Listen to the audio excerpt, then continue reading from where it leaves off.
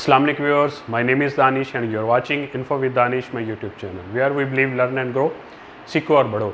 नाजरीन, आज हम एग्रीकल्चर से रिलेटेड सिर्फ एक ही सेगमेंट डिस्कस करेंगे, लेकिन उसको ज़रा डिटेल से डिस्कस करेंगे कि उसमें क्या क्या हमारे पास ऑप्शंस हैं, कहाँ कहाँ हम जा सकते हैं, लोन की कौन कौन सी ऑप्शन है, किस पर्पज़ के लिए ले सकते हैं, डिटेल में देखेंगे। आज हम देखेंगे सिर्फ डेयरी सेक्टर को कि डेयरी सेक्टर में एग्रीकल्चर क्रेडिट्स की कौन कौन सी किस्में हैं, किधर जाके हम किस टाइप का लोन ले सकते हैं, कितनी अमाउंट का लोन ले सकते हैं, इसके लिए हमारी बैंक को मतलब बैंक की क्या ज़रूरियात होंगी, हमें कौन से डॉक्यूमेंट्स देने होंगे और कौन कौन सी कैटेगरी है जिसमें हम ये डेयरी का लोन ले सकते हैं। सबसे पहले ये आपका नॉन फार्म क्रेडिट्स है। हमने बड़ी पहले शुरू की वीडियोस देखी थी फार्म क्रेडिट्स और नॉन फार्म क्रेडिट्स के बारे में। वो अगर वो भी आपने देखनी है तो वो मैं नीचे लिंक दिया हुआ है, वो वीडियो भी देख लेंगे, उससे अंदाज़ा हो जाएगा फार्म और नॉन फार्म क्रेडिट्स का। तो बहरहाल इसमें हम डेयरी सेक्टर से डिस्कस कर रहे हैं जो कि हमारा फार्म क्रेडिट से मुतल्लिक है।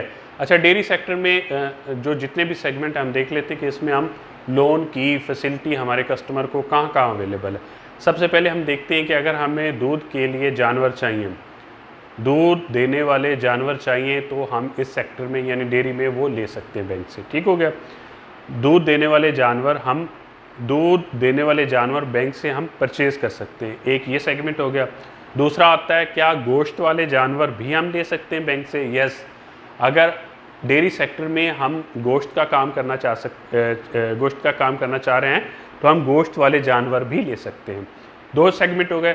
तीसरा सेगमेंट है कि हमारे पास डेयरी सेटअप तो ऑलरेडी है, हमारे पास जानवर भी हैं, लेकिन हमारी जो वर्किंग कैपिटल है, हमारी जो रोज़मर्रा की उसमें ज़रूरियात है, मसलन हमारा चारा है, हमारा वंडा है, हमारा लेबर के एक्सपेंसेस हैं, हमारी जानवरों की मेडिसिन्स हैं या दीगर जो रनिंग एक्सपेंस हैं, वो हमें चाहिए।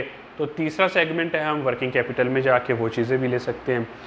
उसके बाद दो सेगमेंट हो गए, हम जानवर ख़रीद सकते हैं, दूध देने वाले जानवर ख़रीद सकते हैं, हम गोश्त वाले जानवर ख़रीद सकते हैं। तीसरा सेगमेंट था कि हमारे पास ये सारी चीज़ें हैं लेकिन हमें पैसे चाहिए भाई वर्किंग कैपिटल के लिए, इस बिज़नेस को रन करने के लिए, तो तीसरी चीज़ हम वो भी ले सकते हैं।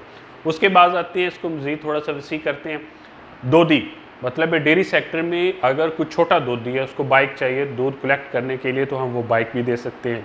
अच्छा, उसके बाद उससे कुछ थोड़ा बड़ा बंदा है, मतलब है वहाँ सारे लोग दूध देते हैं वहाँ उसको एक चिल्लर की ज़रूरत है, तो डेयरी सेक्टर में हम ये चिल्लर भी ले सकते हैं। 5 सेगमेंट हो गए। उसके बाद आ सकता है कि वो उसका काम बड़ा वसी है भाई, उसको बड़ा कोई हैवी टैंकर चाहिए दूध कलेक्ट करने के लिए और चिलिंग मतलब ये सारा सेटअप है, एक बड़ा उसको ट्रॉला चाहिए, एक बड़ी वैन चाहिए, उसके ऊपर उसको टैंकी चाहिए दूध को कलेक्ट करने के लिए, चिलिंग टैंक, तो वो भी हम दे सकते हैं। ये भी डेयरी सेक्टर के अंदर आ गए, यानी कि 6 सेगमेंट हो गए। जानवर खरीद सकते हैं, दूध वाले जानवर खरीद सकते हैं, गोश्त वाले जानवर खरीद सकते हैं, हमारा डेयरी का सेटअप है उसके लिए हमें वर्किंग कैपिटल पैसों की ज़रूरत है, वो ले सकते हैं। दूध कलेक्ट करना है 2 दिन, उसको मोटर बाइक दे सकते हैं हम। दूध कलेक्ट हो गया, उसको स्टोर करना है, स्टोरेज के लिए हम उसको चिलर दे सकते हैं। चिलर में उसने दूध कलेक्ट कर लिया, ट्रांसपोर्टेशन है, दूध को बड़ी कंपनी में किसी को भिजवाना है तो हम उसके लिए चिलिंग वैन भी खरीद सकते हैं। तो यानी कि डेयरी सेक्टर में इतने सेगमेंट हैं जिसमें हम ये सारी चीज़ें हम बैंकों से ले सकते हैं। लेकिन ये तो हो गया कि ये हमारे पास ऑप्शन है।